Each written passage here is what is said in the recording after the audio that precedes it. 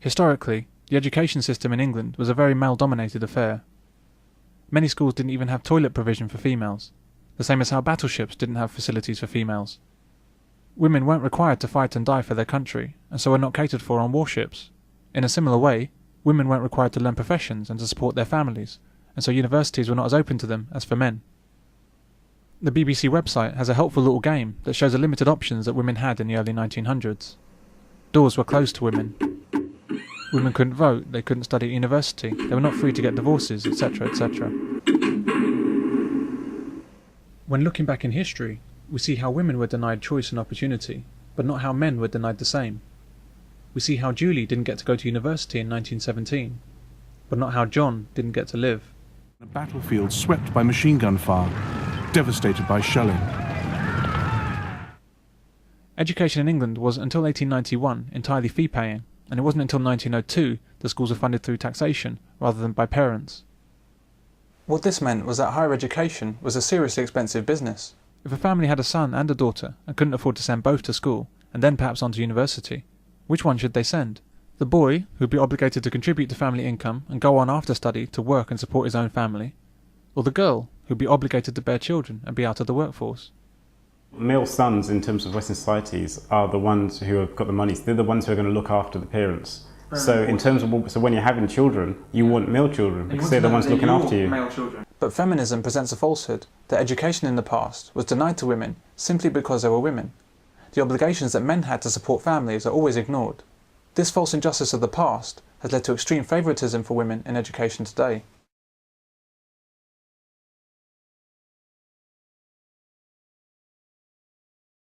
The majority of women who study a profession in the UK are not still working full-time in that profession 5 years or more after graduation.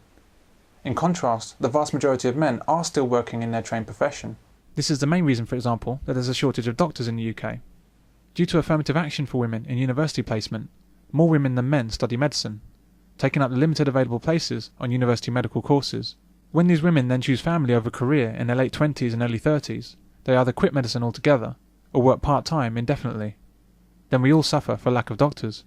At the same time, these women claim sex discrimination as the reason why more women don't achieve the most senior positions in hospitals. It might be a long one, so I'd let your nanny know. This isn't fair. But if you don't want it, he's got a queue waiting. And they're all men. In spite of the well-established pattern of women quitting work to raise children, we have continuing affirmative action programs to encourage more females into medicine, as well as architecture and dentistry, the sciences and computing. It may be an urban myth, but the female American architect that designed the Peckham estate is rumoured to have committed suicide when she saw what it had become. Huge numbers of female students, particularly in the USA, use universities as finishing schools, where they seek out the most promising men to be their future husbands.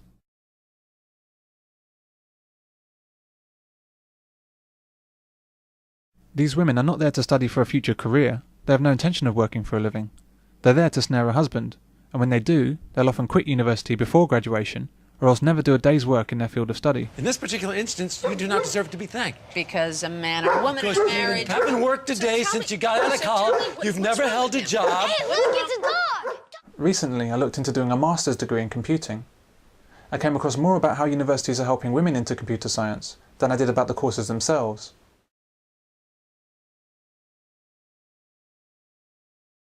At UCL, a London university, they say this. But why do they aim for an even balance of male and female students? The vast majority of women simply don't have the brains to do computer work. They certainly have intellect, just not technical intellect. And just as importantly, they don't have the desire to do technical work. It's that simple. I'm going to put you in IT, because you said on your CV you have a lot of experience with computers. I did say that on my CV, yes. You know this from all of your female friends and colleagues. Most women avoid technical matters like the plague. Can you send someone to fix the printer? It's jammed. Thanks. Bye. From hi-fi systems to computers to car trouble, if it's electronic or mechanical and it doesn't vibrate, women don't want to know. In the men's 100 metres, black men are the fastest in the world, and white men don't do anything like as well. For example, there were no white men in the 2008 Olympic final. Is this happening because white men are discriminated against in athletics? Are white sprinters oppressed? Or are certain black men simply faster than the rest? If we decide that not enough white men are winning races, what can we do about it? Do we limit the number of blacks that can compete? Do we offer special coaching and funding to white athletes only? Perhaps we should make black athletes wear rucksacks full of rocks. Of course you can't discriminate against black athletes in this way. That's racism, right? And here's where we meet the classic problem afflicting our society in the feminist age: the confusion between equality of opportunity and equality of outcome. In a 100 metres race, all you can do is ensure that everyone starts at the same time, at the same place, and covers the same distance. You cannot control who wins, unless you start fixing the results. And this is precisely what's happening in British education. Universities choose to see it as discrimination that women are not studying computer science. And in order to alleviate this perceived discrimination against women, they proceed to commit actual discrimination against men. Let's say a computer science course has 100 places. 200 men apply for the course, and 50 women. If a university like UCL aims to have equal numbers of men and women on a course, then you can see the inevitable result. 100% of the women may be accommodated, but only 25% of the men. This the university sees as equality. It would actually be fairer to all applicants if the course ended up with 80 men and 20 women. That's 40% each.